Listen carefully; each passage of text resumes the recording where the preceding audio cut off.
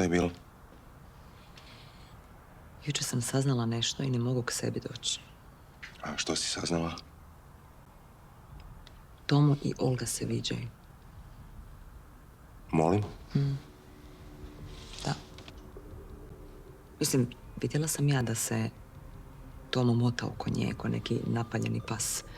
I onda sam ih srela u restoranu. Očito nešto mute.